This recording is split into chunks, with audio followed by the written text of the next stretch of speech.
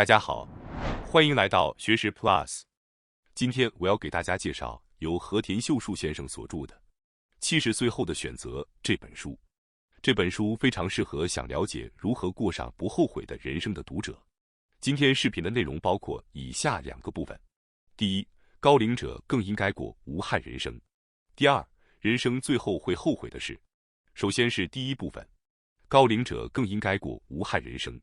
作者近35年来一直从事老年医学，亲眼见证了许多年长者生命的最后阶段，其中有极少数人会说我这一生过得很好，没有遗憾，但大多数人在临终时却会说，要是那时再多做些什么就好了，我还想做那件事。带着遗憾离开的人更多。当然，人类的欲望没有止境，我还想做这个，我还想做那个，这些心情本身代表着上进和追求。然而，对于许多老年人来说，他们的遗憾往往来自主动放弃，因为觉得年龄大了，社会常识、医学常识等束缚了自己，于是压抑了想做的事，最终导致了后悔。作者长期以来感到不对劲的是，无论是老年人本人还是周围的人，都把延长寿命当作唯一目标，并把各种无理的忍耐视为理所当然。例如，少吃油腻、戒烟，因为担心经济，所以不敢旅行，觉得该放弃驾照。这些行为都被认为是为了长寿而不得不做的忍耐。但问题是，即使因此活得更久，这样的人生真的算丰富和幸福吗？人生最后的那一刻，真的能微笑着说，我的人生很棒，没有遗憾吗？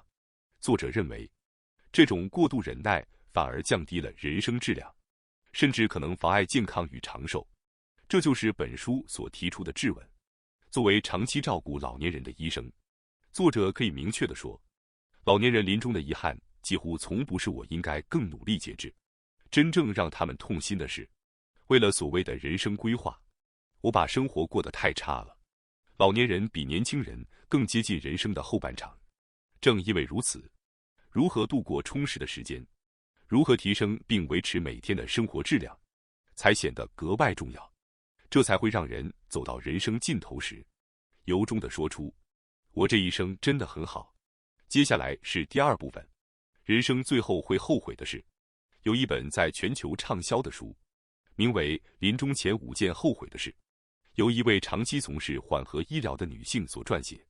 书中总结了人们在临终前普遍共有的5大遗憾：希望自己活得更忠于本心，希望自己不要工作得那么拼命，希望自己勇敢表达真正的感受，希望能够与朋友保持联系，希望自己没有放弃追求幸福。作者基本认同这些观点，但是这本书中也包含了许多年纪轻轻就去世的人们的声音，因此内容在后半部分略显广泛与模糊。而本书作者把焦点集中在高龄者身上，整理出他们在生命最后阶段最常感到的后悔。在本视频中，我们将从这些遗憾中精选出3项重点介绍。1. 早知道就多体验一些事情就好了。体验陌生的世界，对高龄者来说，尤其具有防止前额叶衰退、提升精神活力和抑郁的效果。前额叶负责思考、意志、情绪、理性等使人类成为人类的重要功能。前额叶活跃的人往往更积极、有创造力，内心也更年轻。然而，步入50岁以后，前额叶开始萎缩，使得抑郁逐渐下降。随着年龄增长，许多事情变得麻烦，新事物也不再愿意尝试。因此，有意识地刺激前额叶，阻止其衰退就显得非常重要。防止前额叶萎缩的方法，打破日常的惯性。作者建议每天回顾一下自己的生活，确认自己的行为是否变得程式化，是否陷入固定的日常。如果你发现最近有点无聊，生活好像都一样的感觉，那就要刻意去改变。例如，偶尔改变散步路线，走一条自己不常走的路，去一家从未进去过的店，或电视上介绍过的店，看一本自己平时不会读的杂志或书，看一档自己并不喜欢的艺人的节目，可能会有意外的启发。甚至发现原来我只是先入为主的不喜欢而已。就算你看完仍然觉得不喜欢，能对自己吐槽一句果然不是我的菜，这个动作本身也能刺激前额叶。平时在读报或看新闻时养成为什么的思考习惯，也对防止前额叶衰退非常有效。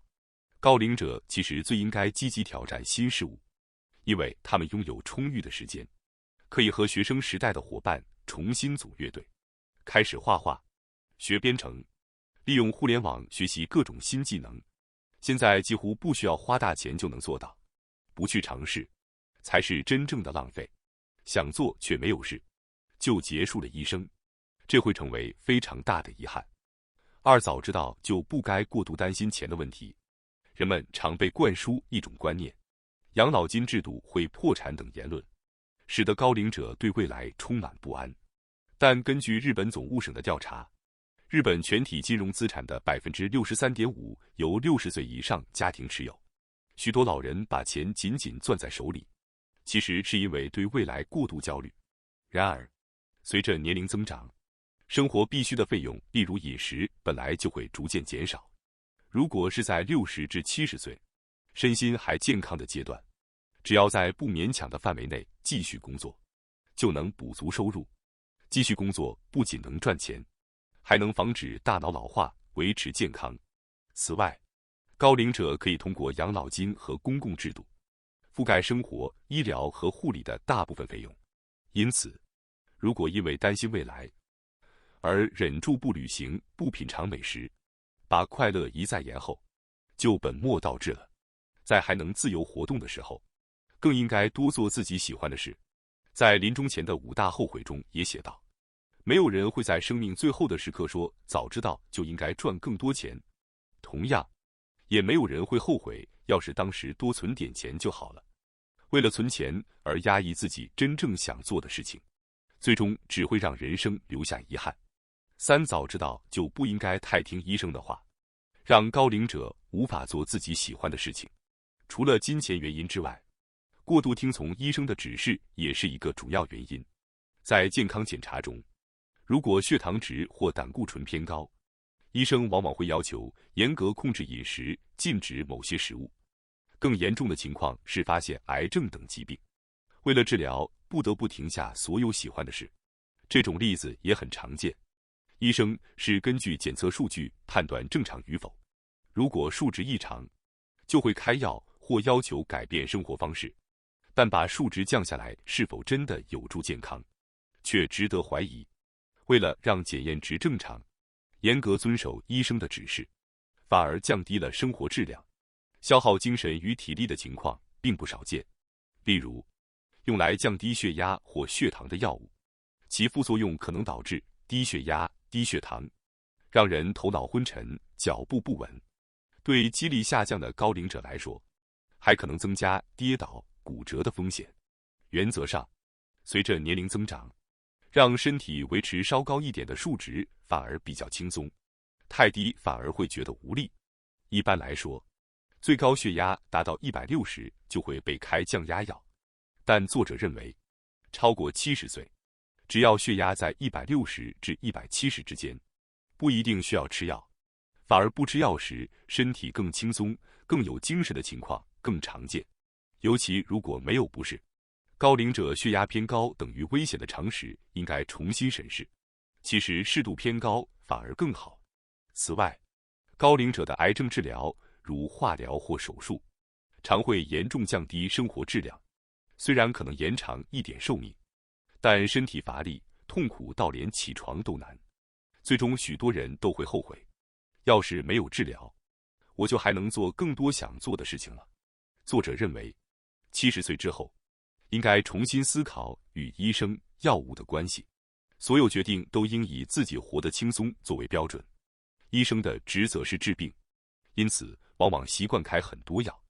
但作者坚持只吃让自己感觉轻松的药，并不是完全否定现代医学。头痛时吃止痛药本来就没问题，有些人再痛也坚持不吃药。但作者认为，与其忍耐，不如吃药让自己轻松，这样才能做自己想做的事。之所以说高龄者不一定要吃降压药，是因为药物可能让人昏沉，使人连想做的事都做不了。即使数据在正常范围，药物能把数值调到正常，也没人能保证这样能真正延长寿命。作者在老人医疗的现场看到的，往往是吃着一堆药，忍着饮食限制，承受压力，却一心想长寿的老人。但这种生活反而削弱免疫力和精神力。相反，不勉强自己轻松生活的人，往往活得更久。归根结底，日本社会普遍存在一种想法，只要不死就好。但这种价值观会降低人生质量，最终留下深刻的后悔。即使寿命稍微延长，如果生活索然无味，又有什么意义？重要的是，临终时能否觉得我的人生是快乐的？高龄者在人生最后悔的3件事是：经历太少，应该多尝试人生；不该太担心金钱，不该太听医生的话。真正重要的是，如何度过充实的时光，提高日常生活的幸福感。根据这一标准做出选择，才能迎来没有遗憾的人生终点。人生无论长短，最重要的不是活得久，而是活得充实有意义。本书提醒我们，高龄并不是束缚，而是重新选择生活的机会。希望今天的视频能给大家带来一些启发，让我们从现在开始用心去生活，享受每一天的充实与快乐。感谢大家收看今天的节目。如果你喜欢我们分享的内容，记得点赞、订阅并开启小铃铛通知，第一时间获取我们的更新。在下次的节目中，我们将继续为大家分享更多有益的内容。再次感谢大家的支持，我们下期再见。